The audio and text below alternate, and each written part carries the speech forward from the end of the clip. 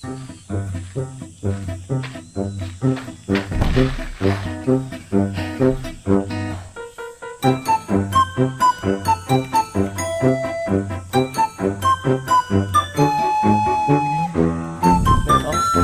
영상이 더 지루할 수 있습니다만, 근데 지금 제가 뛰고 있는 152가 나오는데 심박이 지금도 6분 페이스인데 143. 심박이 어쨌든 가장 중요한 거는, 안녕하십니까, 아무개 러너입니다. 자, 오늘은 포항의 도움산 체육공원이라는 곳이고요. 자, 오늘 여기에서 한번 즐겁게 런 해보겠습니다. 자, 그럼 출발해 보시죠. 자, 오늘 얘기해 볼 거는 심박입니다. 심박수에 따른 훈련 방법과 우리가 어떻게 훈련해야 되는가 한번 알아보도록 하겠습니다. 참 어려운 주제더라고요. 그래도 오늘 지난 시간 케이던스에 대해서, 달리는 방법에 대해서 배웠으니 이제 우리 몸을 컨트롤 할 줄 아는 방법을 배워야 한다고 생각합니다. 그럼 한번 얘기해 보겠습니다. 자, 먼저 심박에 대해서, 심박수, 러닝의 심박에 대해서 한마디로 정의를 하면 저는 용량이라고 생각합니다. 용량. 한번 심장이 수축할 때 피를 뿜어내서 우리 몸의 구석구석까지 전달해 줄 수 있는 능력, 바로 그것이라고 생각하거든요. 그래서 예전부터 TV를 보면 마라톤 심장 얘기를 많이 하죠. 한번 수축의 힘과, 그리고 수축할 때 그 용량 엄청나죠. 차로 비교하면 이게 지금 운동을 안 하신 분들은 경차의 정도의 배기량을 가지고 있다고 생각하면, 이제 우리가 달리기를 그래도 두세 달 정도 하고 난 뒤에 또 심장은 조금 달라져 있을 겁니다. 소형차 정도로 올라가지 않았을까요? 고수분들은 그렇죠, 세단까지 갔겠죠. 예, 그런 식으로 발전한다고 생각하면 될 것 같습니다. 또 조금 다른 관점에서 해석해보면, 휴대폰을 사용하지 않습니까? 휴대폰 배터리라고 생각했을 때 배터리의 총 용량 그 자체를 늘려주는 역할을 한다라고 생각하면 될 것 같습니다. 다시 말해서 풀로 충전을 해도 1시간 정도밖에 뛸 수 없는 배터리를 가진 우리 심장이 이 존2 훈련을 통해서 이제 2시간, 더 나가서 3시간, 4시간에 뛸 수 있는 최대 용량치를 늘려주는 운동이라고 생각하면 될 것 같습니다. 자, 그러면 우리는 심박에 대해서 먼저 이해할 필요가 있는데요. 심박을 우리는 구분하기 편하게 최대 심박수, 지금 내 심장 수준에서 최대로 파워를 낼 수 있는 심박의 수는 구하기 제일 쉬운 공식 중에 하나가 220에서 내 나이를 빼는 겁니다. 그럼 저는 대충 6개월 뒤면 40이니까 대충 계산해서 220에서 40을 빼면 180이라고 가정을 해보겠습니다. 계산하기 쉽게. 그러면 180에서 이제 5개의 존으로 심박을 구분해서 보통 제시하고 있습니다. 자, 최대 출력인 180의 심박을 심박을 높아있고요. 거기서부터 30%의 힘을 내는 동법, 거기서 또 내려오면 70, 80%의 심박을 사용하는 존3, 그리고 60, 70%의 심박을 사용하는 존2, 밑에 50에서 60%의 심박을 사용하는 존1, 이렇게 구분이 됩니다. 그 중에서 우리는 존2, 왜 존2 거리는지 거기에 대해서 알 필요가 있습니다. 제가 심박에 관해서 이번에 또 어려운 주제를 이렇게 꺼내들고 왔는데요. 저희 존2 구간을 한번 계산해 보겠습니다. 108에서 126. 근데 지금 제가 뛰고 있는 152가 나오는데 심박이, 이게 너무 수치에 연연해 하실 필요는 없을 것 같아요. 이게 왜냐면 존2 운동이라고 하지만 그냥 이렇게 달릴 때 지금 저처럼 영상을 촬영하고 이렇게 편하게 옆 사람과 대화하면서 달릴 수 있을 정도의 수준, 그 정도를 존2라고 생각합니다. 저는 편안하게 쉬운 개념으로 생각하시면 될 것 같아요. 제가 오늘 이 얘기를 하기 위해서 정말 여러 가지 유튜브들을 이렇게 시청했는데 하고 자료도 좀 찾아보고 했는데, 그 수치라는 최대 심박을 구하는 공식이 많습니다. 한 4가지 정도 되던데, 그 중에서 우리는 구하기 쉬운 걸로 했기 때문에 그런 거고, 원래 제대로 구하기 위해서는 인터벌이나 이런 훈련을 통해서 측정된 값으로 계산을 해야 되는데요, 굉장히 번거로운 작업이지 않습니까? 그래서 이 최대 심박이라는 게 지금 몇 개월간 훈련을 했기 때문에 딱 180은 아니겠죠. 그거보다 분명히 더 향상됐을 겁니다. 네, 그렇기 때문에 그 존에 대해서 너무 연연해 하지 않고 그냥 나의 느낌대로 가는 것이 맞는 것 같습니다. 그 느낌 찾는 게 어렵겠죠. 근데 해보시면 다들 이 정도 속도면 나 한 2시간 더 달리겠는데 하는 그 속도 정도로 하면 되지 않을까 생각합니다. 예, 또 어떤 교수님께서는 존2라는 영역을 이렇게 정의도 하시더라고요. 존2 운동의 가장 핵심은 존2로 계속 편안하게 달리는 것보다 약간 헉헉거릴 정도의 숨을 유지하면서 달리는 게 가장 좋다. 그게 존2 운동이라고 합니다. 네, 그래서 단순히 그냥 진짜 느린 속도로 달리는 게 존2가 아닙니다. 그 존2 운동을 통해서 얻고자 하는 궁극적인 이 훈련의 목표는 아까 초반에 서두에 얘기했듯이 나의 총 용량을 늘리기 위함입니다. 그리고 그와 수반된 러닝 근육들을 발달시키기 위함이란 사실을 반드시 명심하시고 진행을 하셔야 되고, 단순히 이렇게 달려서는 빠른 스피드를 얻을 수 없다는 게 대부분의 정보를 수집해 본 결과, 그런 인터벌이나 또는 스피드 훈련을 따로 해야 스피드가 향상된다는 게 대부분의 평가였습니다.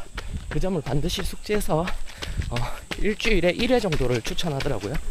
예, 인터벌이나 강도 높은 존5 운동을 해야 됩니다.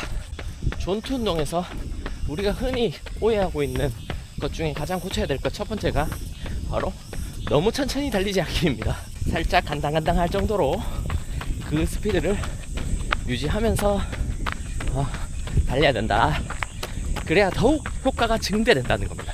자, 두 번째는 그러면 얼만큼 달려야 되냐, 그래서 존2 운동을 한번 할 때 얼만큼씩 해줘야 되냐. 네, 그것도 여러 자료를 종합해 본 결과 30분에서 최대 3시간 정도로 이렇게 나왔습니다. 그래서 그걸 참고하셔가지고 나의 훈련 스케줄을 짜고 러닝 하시면 좋을 것 같습니다. 나의 능력에 맞게 30분 정도밖에 달리지 못하는 분이 계십니다. 분명히 처음 러닝 하시는 분은. 그렇기 때문에 천천히 그 시간을 늘려나간다는 개념으로 생각하시면 될 것 같습니다. 지금 제가 6분 30초 페이스로 가는데 145의 심박이 나오고 있습니다. 굉장히 높은 심박이죠. 근데 저는 제 최대 심박을 180이라고 생각하지 않거든요. 그래서 조금 더 존2의 그 영역을 높게 잡았습니다. 지금도 편안하게 이렇게 영상 촬영하면서 갈 수 있으면 이미 이 정도도 존2의 영역이라고 생각하거든요. 그래서 이런 너무 심박에 대해서 너무나 과학적으로 접근하고 여기에 막 매여서 훈련을 진행하면 시계도 너무 자주 봐야 되고 훈련에 애로사항이 너무 많습니다. 그냥 그 정도의 느낌이다 라고 생각하시면서 우리가 즐겁고 편안한 러닝을 계속 이어나가면 좋을 것 같습니다. 지금도 7분 10초 페이스인데도 오르막으로 올라가니까 심박이 155입니다. 그러면 여기서 완전 걸어서 올라가는 수준으로 가야 심박이 존2 심박이란 얘기인데, 그렇게 해서는 또 너무 차이가 많이 나지 않습니까? 참 어렵더라고요. 그래서 오늘 왜 이렇게 말 많지? 원래 잘 모르는 분야가 나오면 말이 많아집니다. 자, 그럼 이번엔 올라왔던 데크길을 내려가 보겠습니다. 확실히 좀 숨이 차네요. 심박이 확실히 점점 내려가죠. 자, 지금 다 내려왔고 8분 25초 정도의 속도로 내려왔더니 심박이 120대가 내려왔죠. 근데 이 정도는 저에게 지금 너무 수월한 속도라서 지금 뭐 랩도 할 수 있습니다. 이 정도면. 그래서 이거보다는 좀 더 끌어올릴 필요가 있거든요. 그래서 가민에서 자동으로 설정된 4가지 존에서 말하는 존 2 정도로 속도를 저는 추천드리고 싶습니다. 지금도 6분 페이스인데 143. 제가 뛰고 있는 주로의 환경에 따라서도 심박이 굉장히 수시로 변하기 때문에 이 수치만 단순히 지키기 위해서 러닝하기는 좀 어렵습니다. 그러면 우리가 존2 운동을 할 때 우리를 힘들게 하는 게 몇 가지가 있습니다. 그중 첫 번째가 바로 지루하다는 점이 가장 크죠. 이게 천천히 달리게 되면 시간이 많이 걸립니다. 5분 속도로 달리면 1km를 갔을 때 10km를 뛰면 50분인데 7분 속도로 뛰면 2분씩 손해잖아요. 그러면 20분을 더 뛰어야 됩니다. 그렇기 때문에 이 마일리지, 진짜 존2로 마일리지를 채운다는 게 정말 도움이 많이 될 수밖에 없겠다라는 생각이 들어요. 그만큼 절대적인 수치, 양이 뛴 시간이 더 느니까요. 네. 그래서 이 지루하고 지겨운 존2 달리기를 할 때는 나만의 대책이 필요합니다. 매번 코스를 바꿔보기도 하고 또 노래를 듣기도 하고요. 아니면 러닝 명상이라는 게 있습니다. 명상을 하면서, 아니면 아무 생각 없이 달려보는 것도 좋고, 그냥 이 경치를 이렇게 둘러보면서 달리는 것도 너무 좋습니다. 그리고 또 힘들게 하는 게 무엇이 있냐면요, 이런 의문이 들거든요. 근원적인 의문이. 좋다는 건 알고 있는데, 와, 이게 뭐 게임처럼 저희가 체력바가 나오는 것도 아니고 실제로 늘었는지 알 수가 없지 않습니까? 그래서 적어도 한 달을 지속해야 된다는데, 거기에 대한 의문 때문에 그렇습니다. 그래서 제가 존2 운동만 해서는 안 된다고 했잖아요. 인터벌이나 지속주 같은 포인트 훈련을 할 때도 반드시 있어야 된다는 점, 일주일에 훈련 스케줄이 반드시 포함되어 있어야 된다는 점. 그러면 중간중간 확인이 되지 않습니까? 그런 것들이 있습니다. 그래서 결론은 늘 똑같은 것 같습니다. 진짜 나의 상황에 맞춰서. 하지만 이런 정보를 알고 행하는 것과 모르고 행하는 것은 정말 훈련의 질적으로 차이가 크다고 생각하거든요. 그래서 오늘 영상이 다소 지루할 수 있습니다만, 심박수에 대한 공부를 좀 더 다른 유튜브들도 한번 쭉 들어보시고 시간 나실 때, 사실 저도 듣다가 끝까지 시청하는 게 굉장히 어렵습니다. 한 번만 들어놓으면 절대 진짜 후회하지 않을 내용이거든요. 그래서 꼭 한번 제게 아니어도 좋으니까 한번 꼭 들어보시는 걸 추천드립니다. 이왕이면 제 거 들어두시고요. 남들 거보다 잘 만들진 못했지만 초보 러너가 또 입맛에 맞게 해석해서 한번 얘기해본 심박에 관련된 내용이었습니다. 심박이 어쨌든 가장 중요한 거는 많이 뛰러 나오는 겁니다. 사실 뭐 아무리 효율 좋게 운동하더라도 결국 중요한 거는 절대양이거든요. 절대양을 기본으로 깔고 가야지 거기에서 뭐 심박이 어떠니, 속도가 어떠니, 자세가 어떠니, 이런 말들을 할 수 있는 겁니다.